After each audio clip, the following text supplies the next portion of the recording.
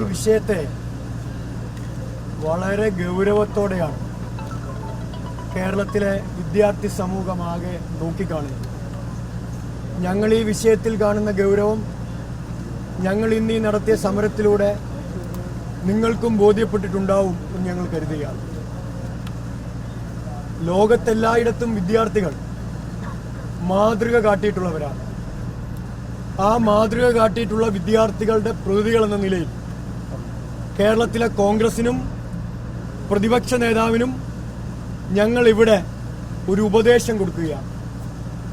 അദ്ദേഹം ഇരിക്കുന്ന ഉത്തരവാദിത്തപ്പെട്ട കസേരയിലിരുന്ന് കോൺഗ്രസിന്റെ ഉന്നതനായ നേതാവ് എന്ന നിലയിൽ കേരളത്തിന്റെ ബഹുമാനപ്പെട്ട പ്രതിപക്ഷ നേതാവ് ആദ്യം ചെയ്യേണ്ടത് അദ്ദേഹം താമസിക്കുന്ന ഈ വസതിക്ക് മുന്നിലോ അദ്ദേഹത്തിന്റെ ഓഫീസിലോ എത്രയും വേഗം ഒരു ഹെൽപ്പ് ഡെസ്ക് കൗണ്ടർ അദ്ദേഹം തുടങ്ങേണ്ടതായിട്ടുണ്ട്.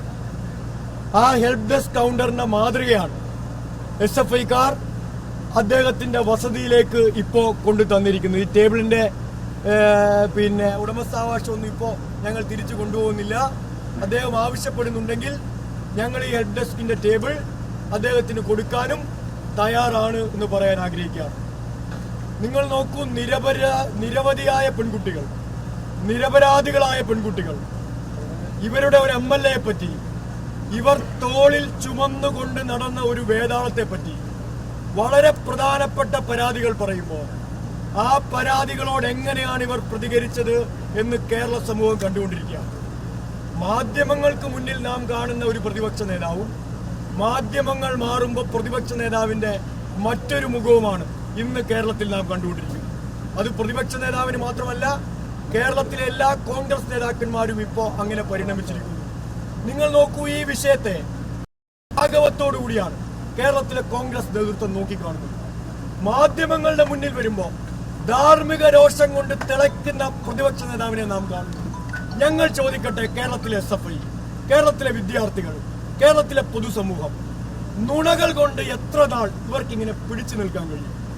നുണകൾ കൊണ്ട് തീർക്കുന്ന കൊട്ടാരത്തിനകത്ത് എത്ര നാൾ ഇവർക്കിങ്ങനെ ഒളിച്ചു നിൽക്കാൻ കഴിയും? പ്രതിപക്ഷ നേതാവിന് വളരെ പ്രിയപ്പെട്ട, പ്രതിപക്ഷ നേതാവിനോട് ഏറെ വ്യക്തിപരമായി ബന്ധമുള്ള കേരളത്തിലെ ഒരു സിനിമാ താരം പ്രധാനപ്പെട്ട ഒരു ആരോപണം ഉന്നയിച്ചപ്പോ ഇത് പ്രതിപക്ഷ നേതാവിനും അറിയാം എന്നാണ് ആ പെൺകുട്ടി കേരളത്തോട് വിളിച്ചു പറഞ്ഞത്.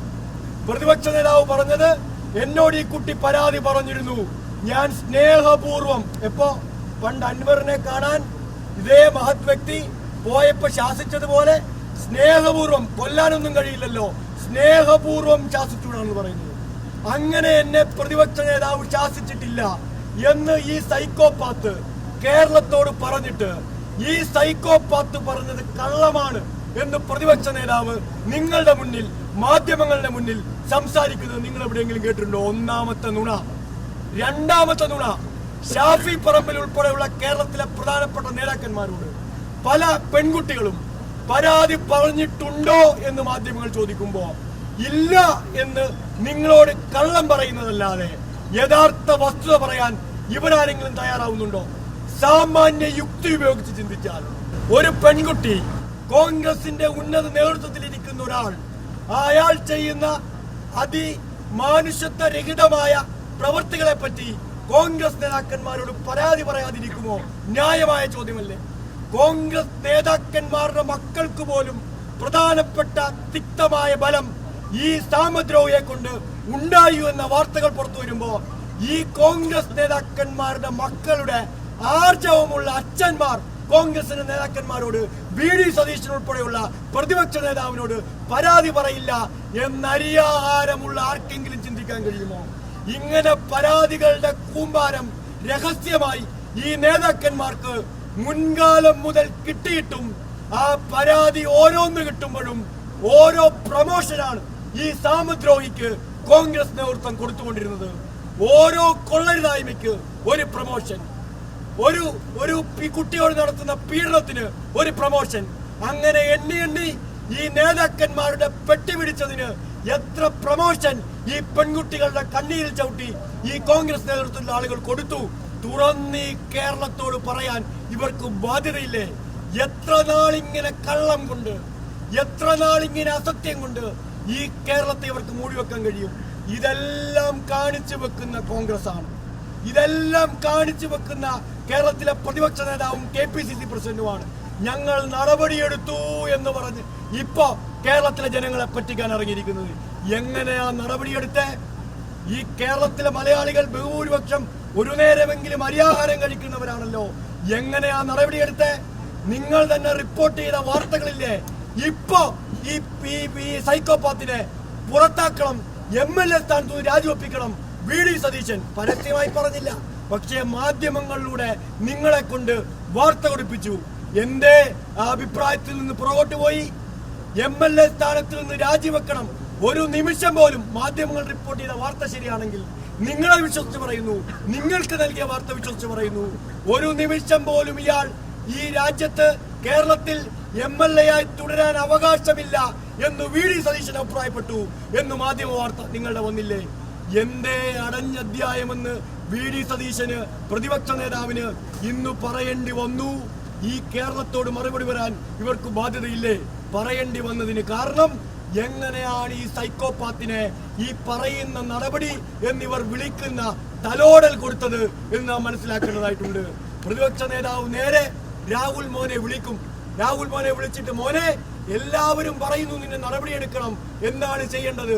അപ്പൊ ആദ്യം രാഹുൽ മോൻ പറയും, അയ്യോ എന്നെ നടപടിയെടുക്കരുത്. അപ്പൊ പറയും ഇപ്പോ നടപടിയില്ല. വീണ്ടും മാധ്യമങ്ങൾ ചോദിക്കും, അല്ല പ്രതിപക്ഷ നേതാവേ നടപടിയില്ലേ? അപ്പൊ വീണ്ടും മോനെ വിളിക്കും, മോനെ ആ യൂത്ത് കോൺഗ്രസ് സ്ഥാനത്തുനിന്ന് നടപടിയെടുത്തോട്ടെ. അപ്പൊ മോൻ പറയും നടപടി വേണ്ട, വേണമെങ്കിൽ ഞാൻ രാജിവെച്ചൊഴിഞ്ഞ നിങ്ങൾ നോക്ക്.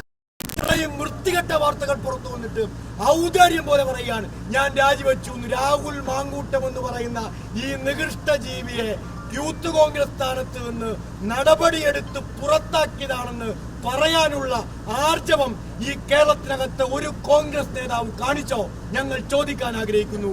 അടുത്ത നടപടിയോ MLA സ്ഥാനത്തു നിന്ന് ഇപ്പൊ പുറത്താക്കും എന്നോടി നടന്നവർ പെട്ടെന്ന് പുറത്താക്കൽ സസ്പെൻഷനായി. എന്തേ സസ്പെൻഷനായത്?